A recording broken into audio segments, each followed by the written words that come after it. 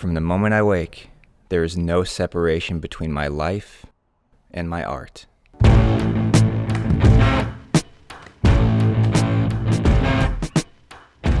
Ten major works per year, 20 or more studies leading up to those works, medium tests, experimental paintings, plein air sketches, and then there's the big one, the one I'm really after.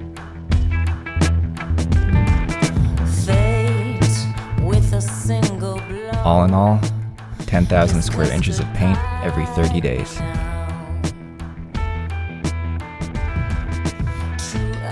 What you need as a painter is consistency, discipline, a lifelong work ethic fueled by passion.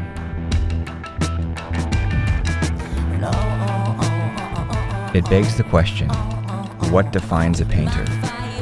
Success or authenticity?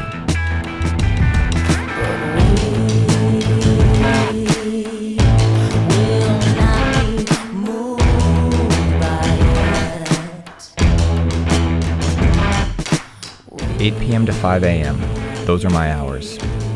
In the early days, I would tattoo from 12 p.m. until 8 p.m., paint in my studio from 8 p.m. to 5 a.m., then start all over.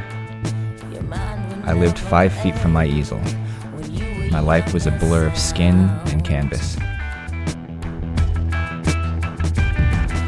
When I signed with my first gallery, Waterhouse, I had been painting for 5 years.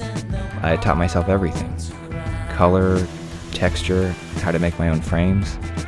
Tattooing had given me an understanding of the body, but not of the world. That would come later.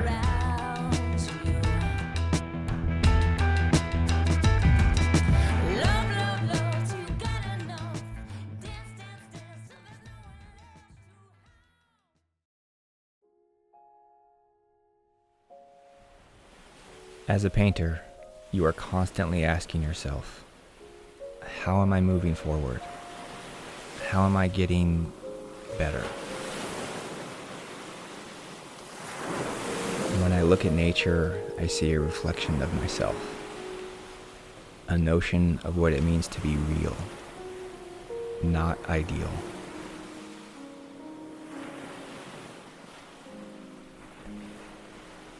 The lines of harmony are universal. The contours of the body are no different than, say, the waves of the ocean or the rolling hills of mountains. I think that's why my work features both. The romance of the person as much as a fascination with the landscape. Their uniqueness, their spirit, their vulnerability.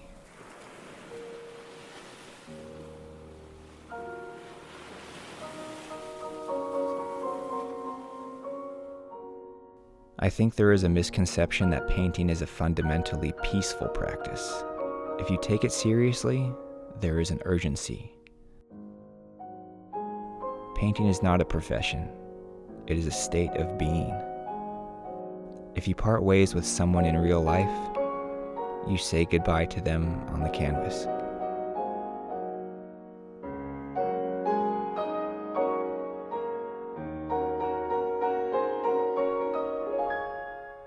Take a seemingly simple painting.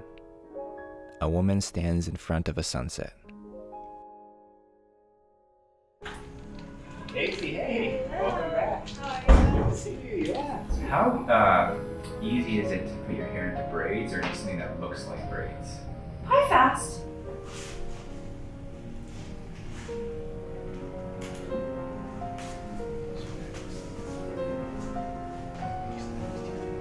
Perfect. Yeah.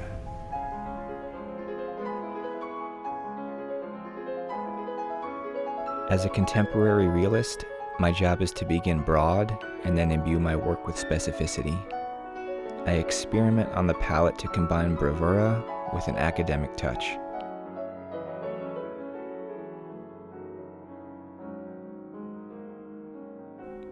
I think whether you look at Sargent, Bouguereau, or Zorn, we all share the same vice, the love of the paintbrush.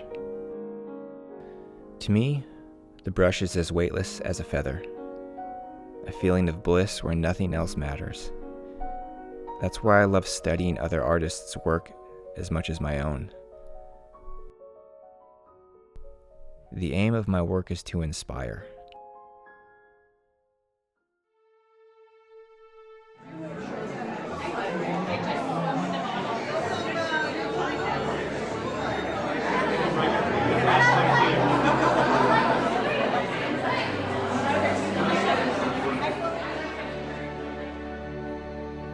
So after all this, the 10 years of study, the long nights, the hard times, you ask yourself, what comes next?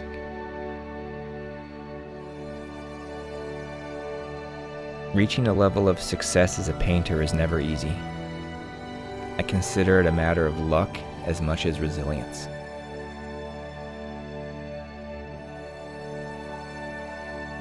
It's interesting. In my studio there is a frame, a one-of-a-kind piece of art.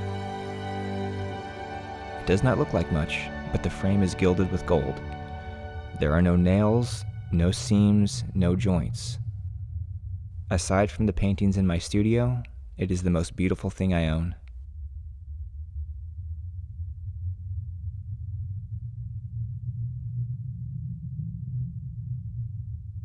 I often think about how I'll fill that frame, about how I can be original and unique, and authentic, when I'm set to deliver more than 20 paintings a year.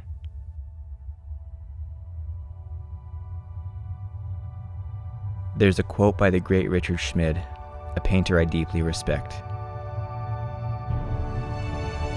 Somewhere within all of us, there is a wordless center, a part of us that hopes to be immortal in some way.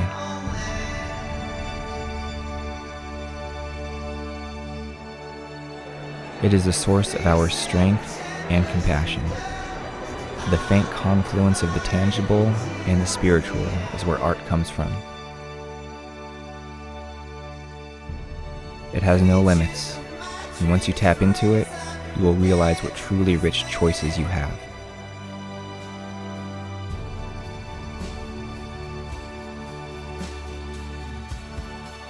May each painting you do from that sacred place include an expression of gratitude for the extraordinary privilege of being an artist.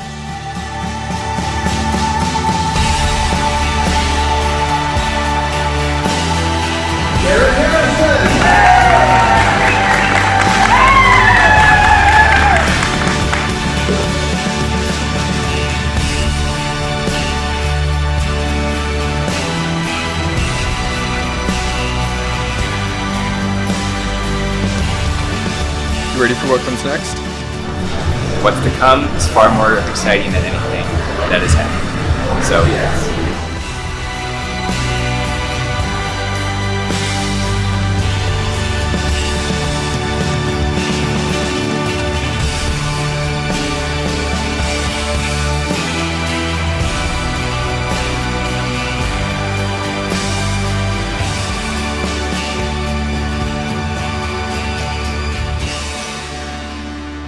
How do you define a painter? You don't. In their art, they define themselves.